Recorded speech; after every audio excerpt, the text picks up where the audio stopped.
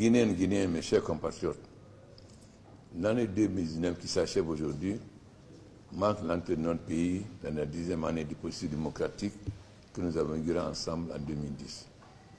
Depuis cette date, le progrès démocratique en cours a permis à notre peuple de maintenir sa cohésion sociale et son unité nationale, qui constitue une part importante de notre histoire commune, car il s'agit d'un acquis social précieux qui a mis la Guinée à l'abri de certaines crises majeures auxquelles ont été confrontés d'autres pays de notre sous-région.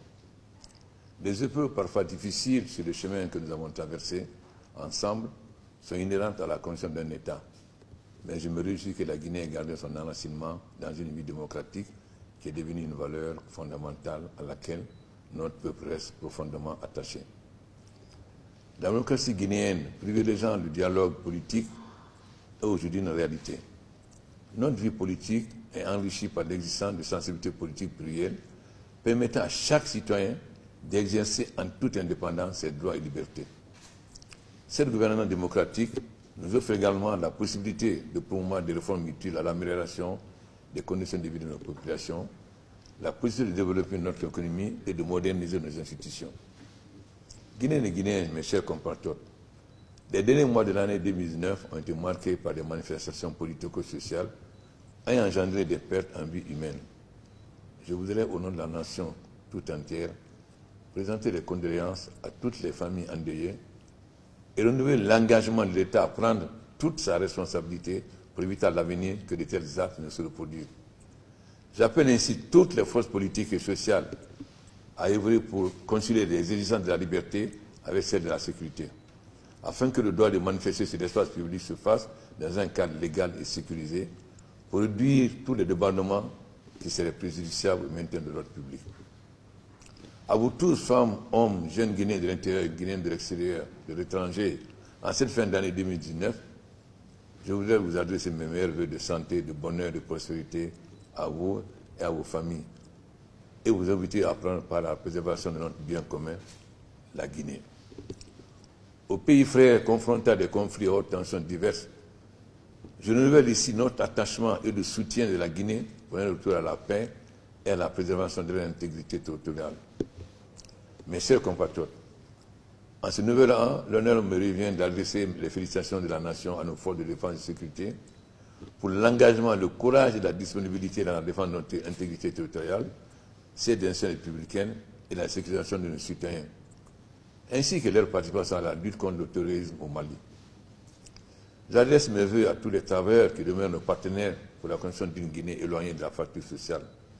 J'adresse tous ces vœux à tous les corps sociaux, dont la presse publique et privée et les structures syndicales, en les exhortant à continuer d'exercer leur mission dans un esprit de liberté et de responsabilité.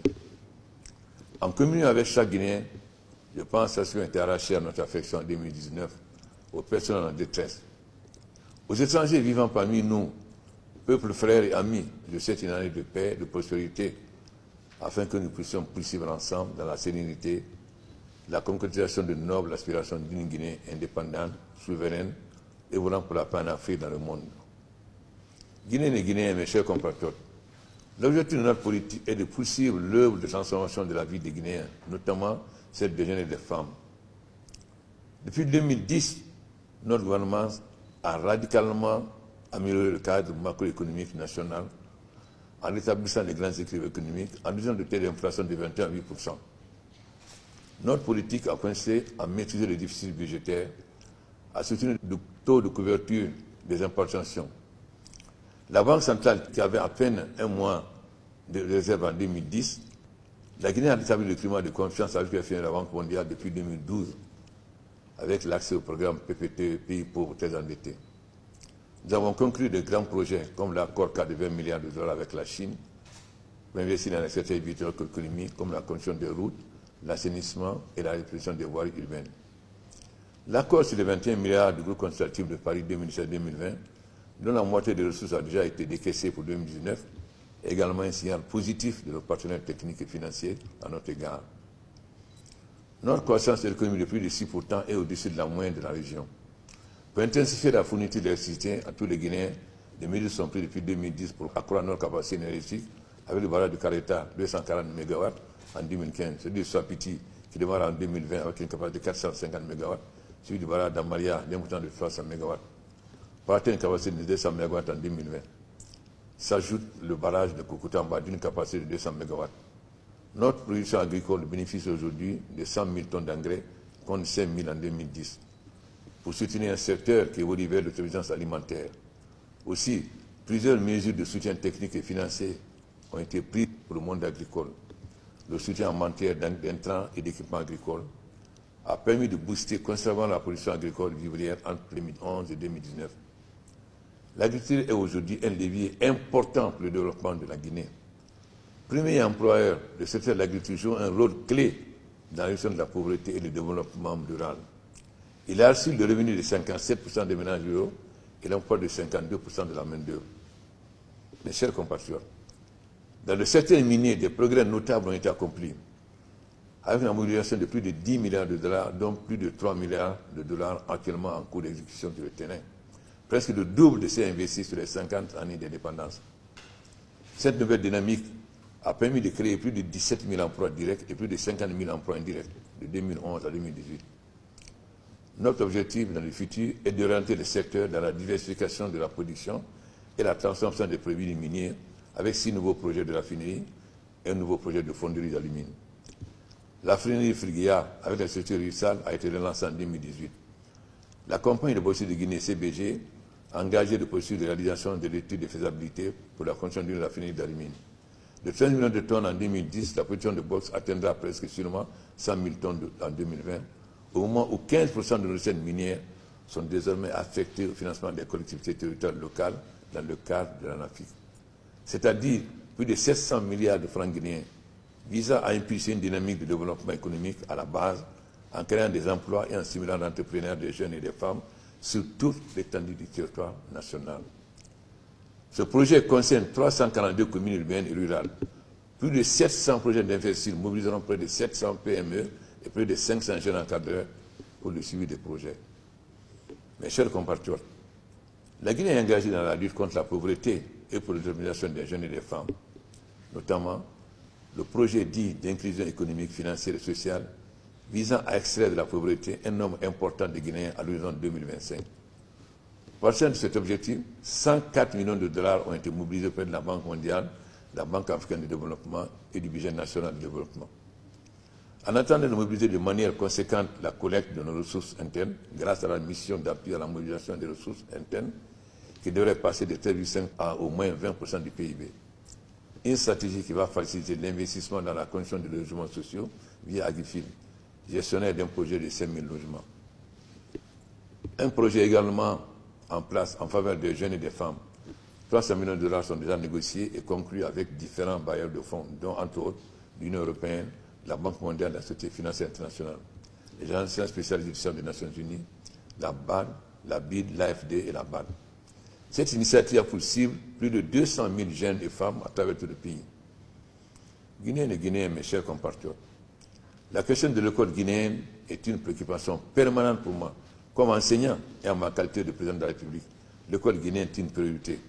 Le troisième pilier du plan national de développement économique et social PNDS, avec pour objectif d'assurer le développement inclusif du capital humain.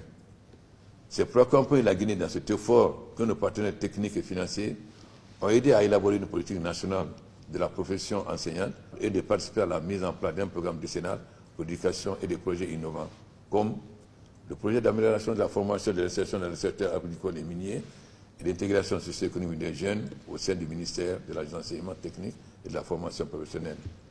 Le programme éducation de base de Guinée et le projet pour de meilleurs résultats au préscolaire et à l'enseignement fondamental au sein du ministère de l'Éducation nationale et de l'alphabétisation. En dépit des efforts lourds déployés ces dernières années, la situation des enseignants demeure l'objet de mon attention. Pour impulser un coup d'accélérateur aux réformes engagées dans le secteur de l'éducation, j'incite le gouvernement de se pencher sur le problème de l'habitat pour les fonctionnaires, notamment celui des enseignants et des services de santé. Dans le secteur de l'éducation, les économies réalisées de l'assainissement difficile serviront à améliorer la situation des enseignants sans affecter l'indice salarial, conformément au protocole d'accord signé par le gouvernement et les partenaires sociaux en janvier 2019. Dans le courant du premier trimestre 2020, le gouvernement doit procéder à l'actualisation des primes en lien avec le statut particulier de l'éducation et prendre des dispositions pour préparer les états généraux de l'éducation. Le gouvernement doit prendre toutes les dispositions idoines pour rendre opérationnels les projets et les programmes du secteur de l'éducation afin de permettre à la Guinée l'atteinte des objectifs de l'ODD 4 du millénaire pour le développement 2030 et les agenda 2063 de l'Union africaine. Au cours de l'année 2020, nous organiserons également les états généraux de la santé. Guinéens, l'avenir est à notre portée. Notre pays s'apprête à organiser le 16 février 2020 des élections législatives pour renouveler la représentation nationale. C'est un moment important de l'histoire de notre pays. C'est pourquoi j'invite chacun d'entre vous à prendre part au vote et à assumer son droit et son devoir. C'est cela la démocratie. Ce sera aussi une occasion d'évaluer le chemin parcouru ensemble depuis 2010. Et chacun pourra jeter un regard rétrospectif sur les acquis, les obstacles que nous avons déjà surmontés en presque 10 ans d'efforts collectifs. Mes chers compatriotes, à la suite du débat suscité dans notre société sur la nécessité de doter la Guinée d'une nouvelle constitution pour moderniser les institutions, j'ai instruit le Premier ministre d'ouvrir des consultations nationales avec l'ensemble des forces politiques, des forces vives et organisations de la société civile. À l'issue de ces consultations, le Premier ministre m'a rendu un rapport à l'issue duquel j'ai instruit le ministre de la Justice qui a déjà élaboré un projet de nouvelle constitution. Après avis favorable de l'Assemblée nationale et de la Cour constitutionnelle, une commission nationale chargée de soumettre le texte. Et ce texte va être directement diffusé afin que chaque citoyen s'en approprie et se détermine en toute connaissance de cause, avant que le projet ne soit ensuite soumis à la volonté populaire. Il s'agit d'un vote démocratique et je vous garantis que seule la volonté du peuple sera la décision finale qui s'imposera à nous tous. L'année 2020 sera toujours une autre année de projets et de consécration d'impact avec les futures générations pour lesquelles nous œuvrons pour laisser en héritage un pays stable et prospère, pour le devenir des jeunes, pourvu d'une éducation de qualité, d'une formation axée sur la science et la technologie, outils pour le monde de demain. J'invite chacun d'entre vous à se consacrer à cet idéal, parce qu'aujourd'hui, c'est déjà demain. Bonne et heureuse année 2020 à toutes et à tous. Vive la République de Guinée, que Dieu bénisse la Guinée.